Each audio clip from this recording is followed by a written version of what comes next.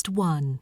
You will hear a number of different recordings, and you will have to answer questions on what you hear. There will be time for you to read the instructions and questions, and you will have a chance to check your work. All the recordings will be played once only. The test is in 4 sections.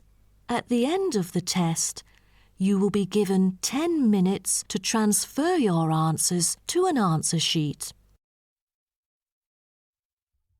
Now turn to Section 1. Section 1. You will hear a conversation between a printing company employee and a customer. First, you have some time to look at questions 1 to 5.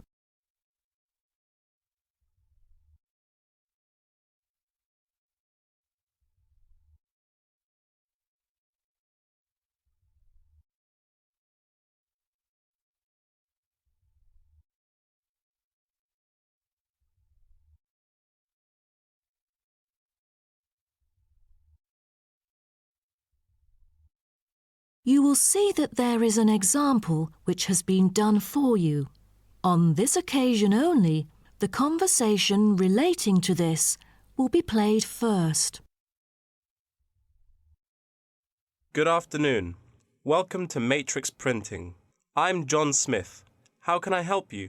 Good afternoon. I'm here to reprint a brochure for our hotel. There are some pages that need revising. The customer says the brochure sample needs revising.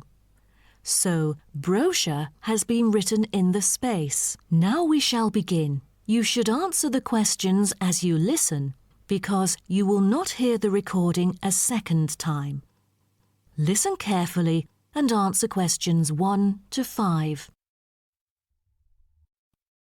Good afternoon. Welcome to Matrix Printing. I'm John Smith. How can I help you? Good afternoon.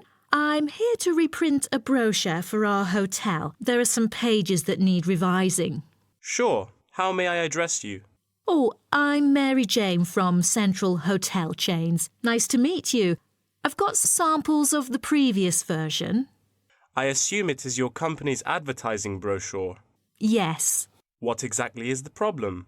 Well, it was printed the year before, so some of the information is already out of date. There are also a couple of problems with the layout. Firstly, the letters of the address on the front page are far too small. It's hard to see when glancing at the cover. How big do you need it to be? Increase the letters by 3 font sizes. Just a minute. Let me take notes of your requirements. Okay, what else needs changing? The information regarding the pool should be deleted because it is currently under renovation and is not available. So, all of the relevant descriptions on page 2 should be removed? What do we replace it with? We can't just leave the whole page blank. Just fill it in with the introduction of our newly opened gym. I've included all the relevant information here in this flash drive. Let me check. I see. No problem then. What is also bothering us is that the description under the top photos on page 4 is incorrect. The word lounge needs to be replaced with reception. Fully noted. Is that all? No, there is more. Turn to page 5. We feel that showing merely the picture of our exterior and interior decoration does not fully represent the appeal of our hotel. On second thought, we've decided to use a picture with the view of the hotel. Do you have the original copy of the picture? Yes, it is also enclosed in the flash drive. Okay, we'll re-edit the whole layout of the photos. Great. Before you hear the rest of the conversation, you have some time to look at questions 6 to 10.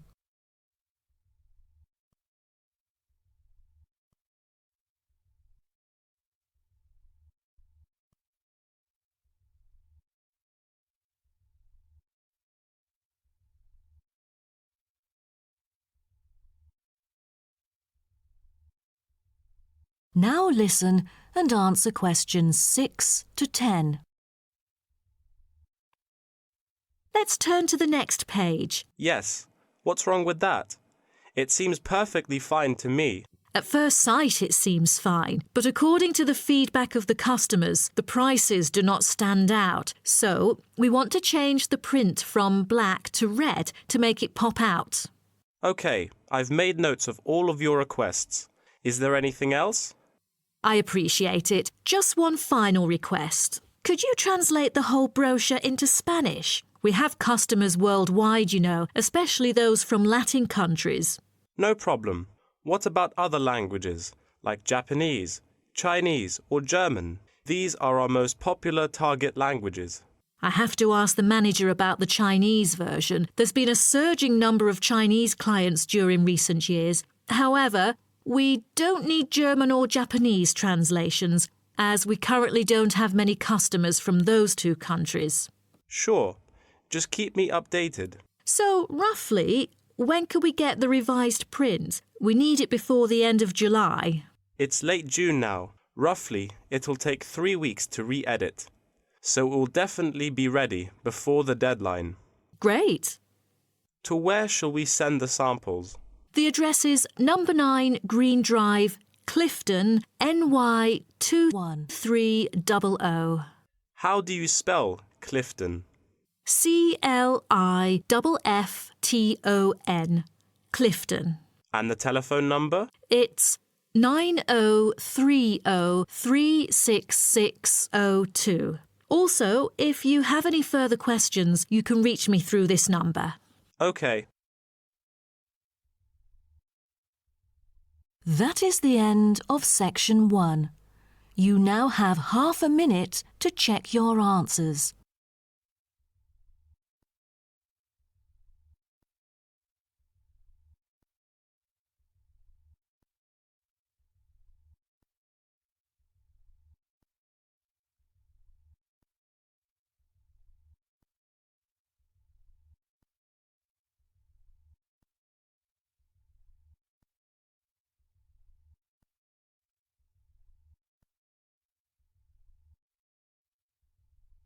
Now turn to Section 2. Section 2.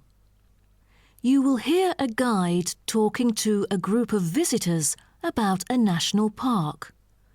First, you have some time to look at questions 11 to 16.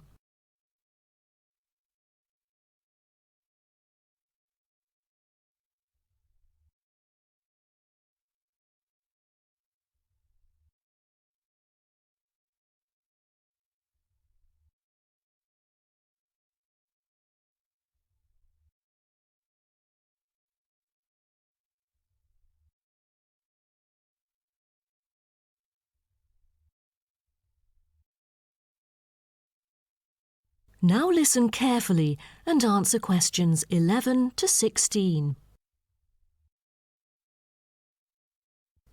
Welcome to Byron National Park. I am Jim Carson, your tour guide for the trip.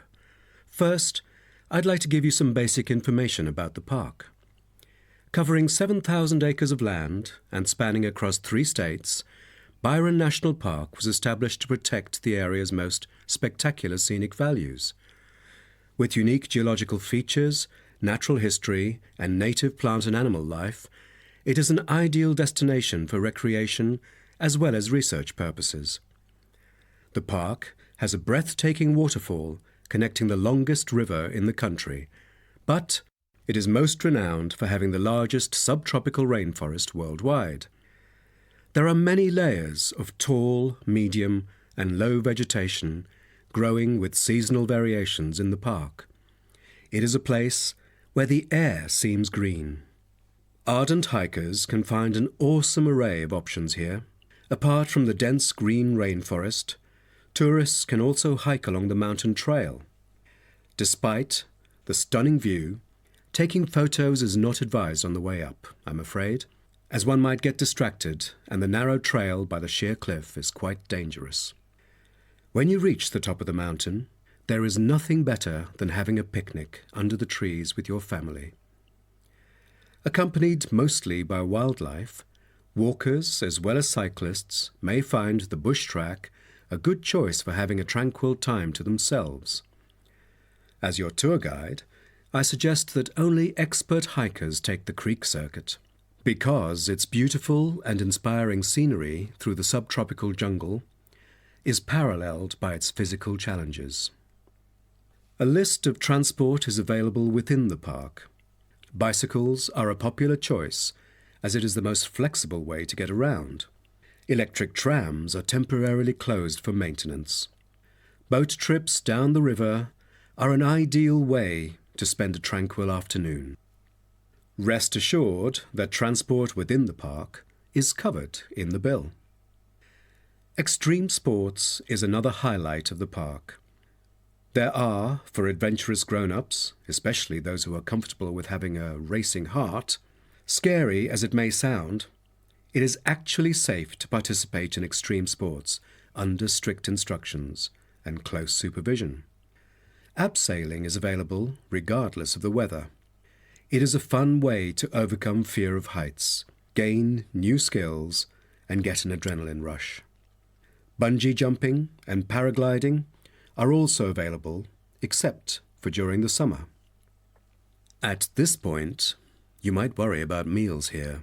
Well, even though there is only one restaurant in the park at the moment, the variety of dishes is astonishing. There are 2 meals included in the price. Just get your meal ticket at the reception before dining. Also, there is no need to make reservations or worry about availability, since there are plenty of tables. Before you hear the rest of the talk, you have some time to look at questions 17 to 20.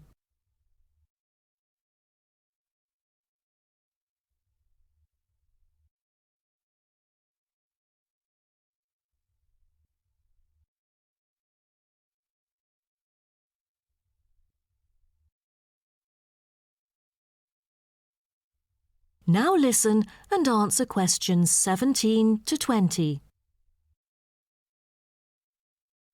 During your stay here, you might want to know what there is to do. Let's turn to the plan so I can familiarize you with the layout of the park.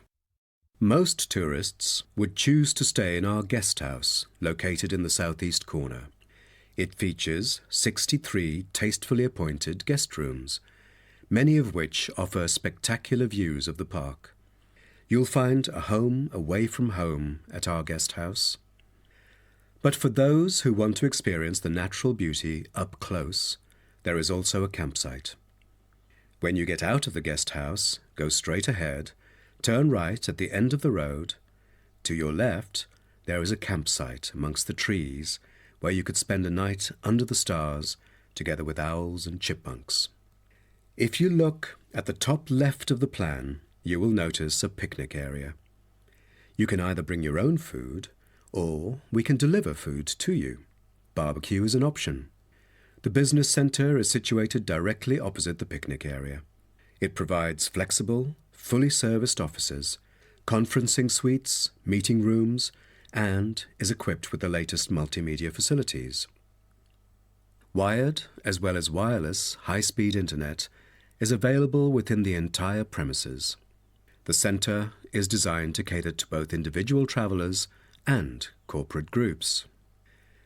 Visitors can also go to the museum, which holds a vast collection that exhibits local history and a natural habitat. You start from the guest house, just turn left at the first conjunction, then walk past the tea house, turn right. You'll see the museum after making the third right. Have you found it? Pretty easy, right? To spend a delightful afternoon with a book and a fresh cup of coffee, you can go to the only cafe in the park. From the guest house, you go straight, then take the second right, and you'll see the cafe right in front of you. You might want to check out our all-season tennis court, which offers instruction for all ages and skill levels. It is located right opposite the cafe. That is the end of section 2. You now have half a minute to check your answers.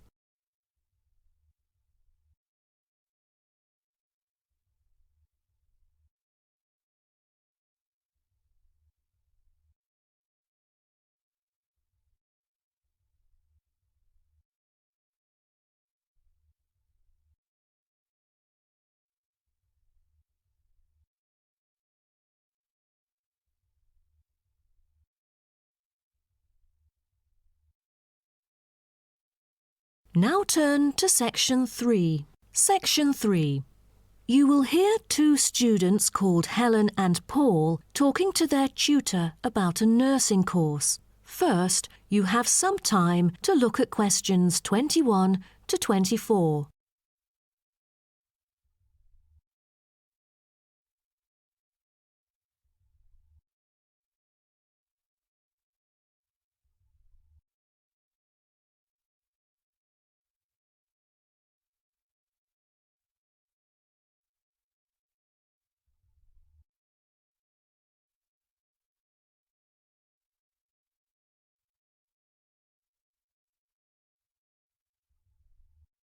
Now, listen carefully and answer questions 21 to 24.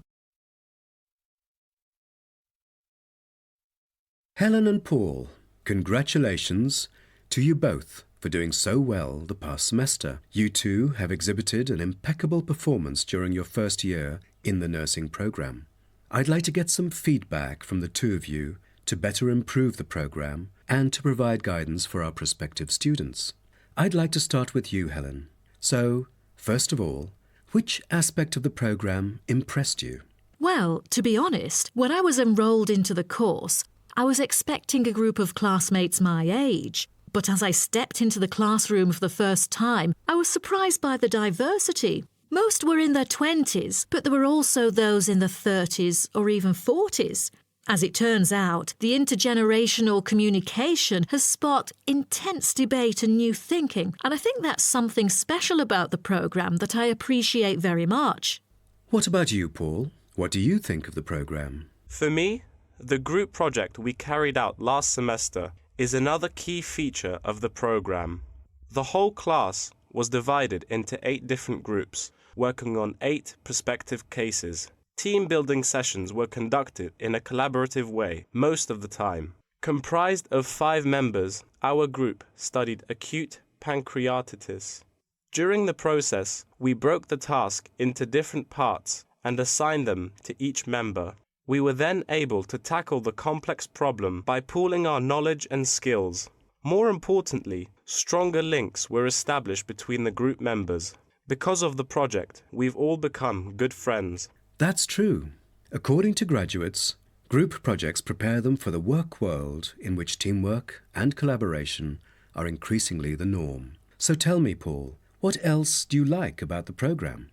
I want to be a registered nurse working in a public hospital after graduation. So the internship provided is a valuable opportunity for clinical practice in a supportive learning atmosphere. However, I was amazed by the amount of written assignments since I thought the course should have focused more on practice-oriented learning. Well, I have to disagree with you, Paul. The essays demonstrate your understanding of the course. For me, writing essays is a process that involves critical thinking, which challenges me to develop my points more thoroughly. I thus manage to gain a diversity of perspectives. The program is designed to deliver basic and advanced theoretical knowledge of core concepts, including healthcare systems concepts, together with practicum or clinical practice experience to bridge the classroom content to the practice setting. So, I'm afraid written work is unavoidable. Also this year, we've added a module of law. How do you feel about that?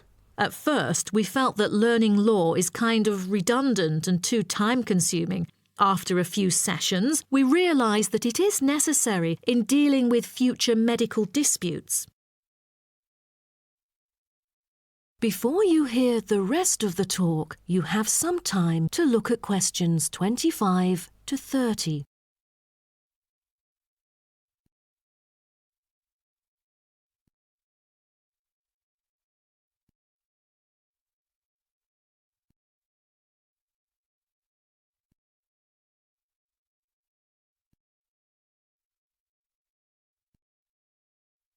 Now, listen and answer questions 25 to 30. Do you have any suggestions for prospective students? What bothers me most is handing in essays on time. I almost missed the deadline once because there were 3 essays due within the same week, so rationalizing your time is critical. Well, that's true. The lectures deliver so much useful information. I have poor memory, so I kept making notes and revisiting them on a regular basis. To my surprise, at the end of the semester, I have learnt the key concepts by heart. How was the research? I heard that it was quite challenging. How did you manage to overcome the difficulties? That's true. The majority of us had no clue how to carry out the research at first. Fortunately, when I was digging up reference materials at the library, I sought help from the librarian. She taught me about finding the appropriate resources and choosing the proper research methods. Have you checked out the online forum? Yes, it has become a habit for me to visit the forum regularly. In a sense, it extends classroom learning. It is where the students post academic problems that they come across and get support from the faculty members. Some of my classmates didn't do so well during the placement tests. I feel that background reading is necessary. Lastly, do you have anything to say to the freshmen? I was really ambitious at first, trying to get straight A's on my transcript. I made tons of notes and worked hard even on the optional assignments to get extra credit. I stressed myself out before having an emotional breakdown. After consulting my advisor, I found it important to set realistic goals. Don't push yourself too hard. It is wise to sort out your priorities. Thank you for coming here today and providing valuable feedback on the programme. Have a great summer break. That is the end of section 3. You now have half a minute to check your answers.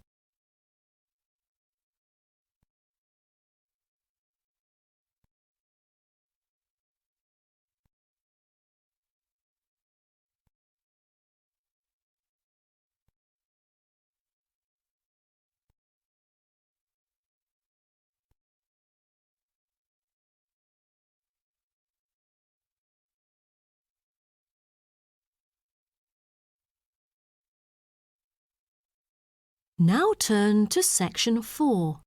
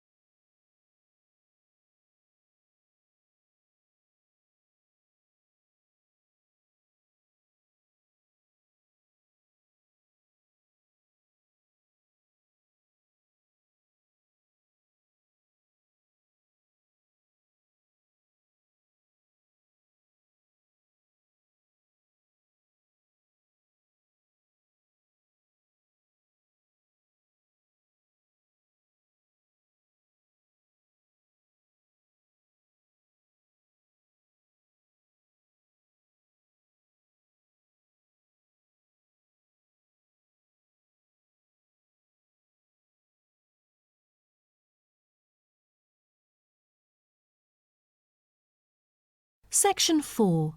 You will hear part of a lecture about African penguins. First, you have some time to look at questions 31 to 40.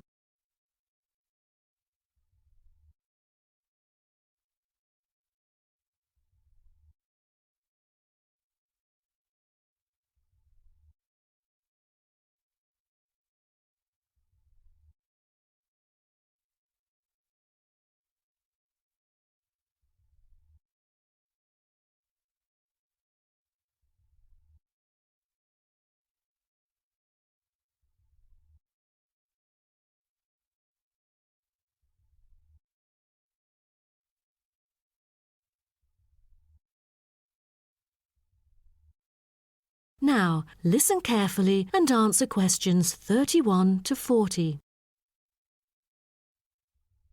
Good morning, everyone. Today's lecture is about a type of adorable animal, the penguin. When you think of penguins, you may picture them surrounded by snow and ice. But not all penguins live where it's cold. African penguins live in the southern tip of Africa.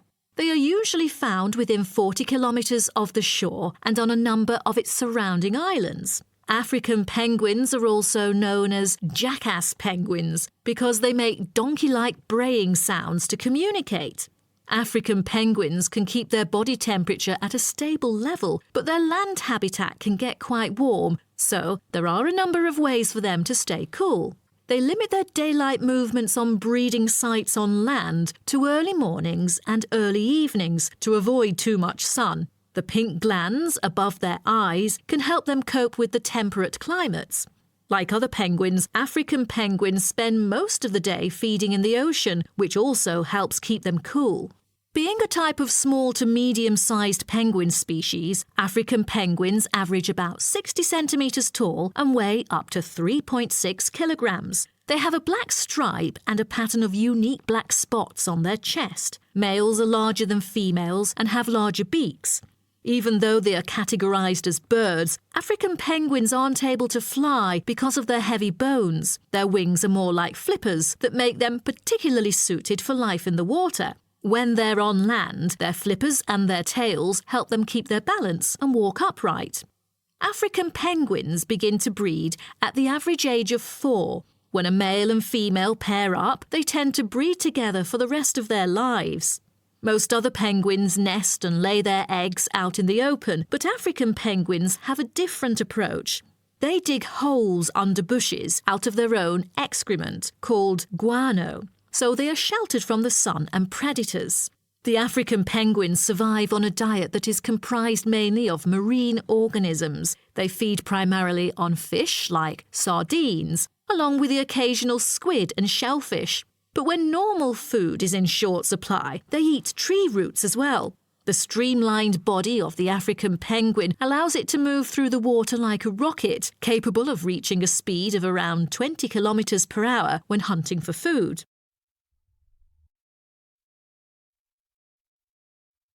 The African penguin's smaller size means that it has many predators both in the water and also on dry land.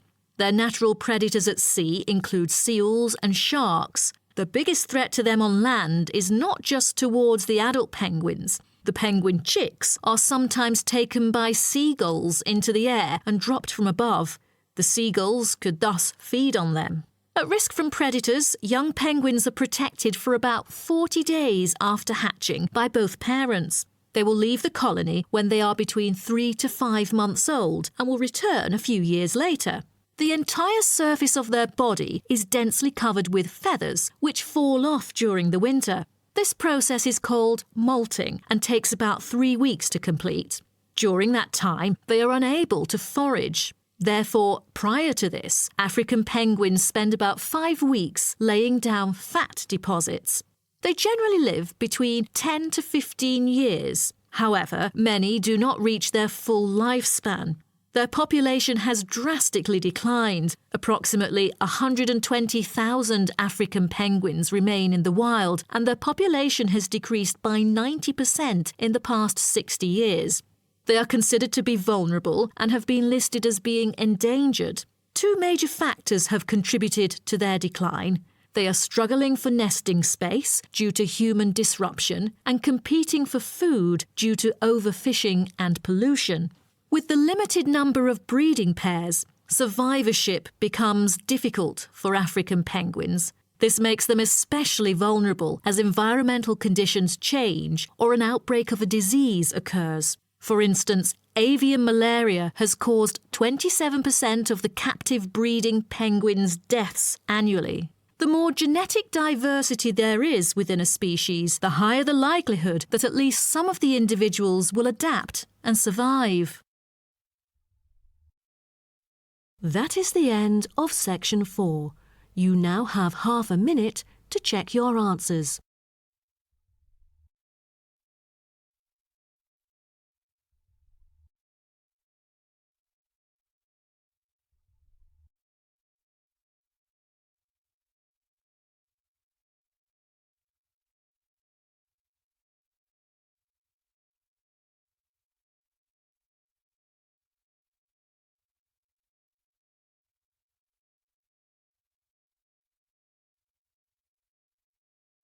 That is the end of the listening test. In the IELTS test, you will now have 10 minutes to transfer your answers to an answer sheet.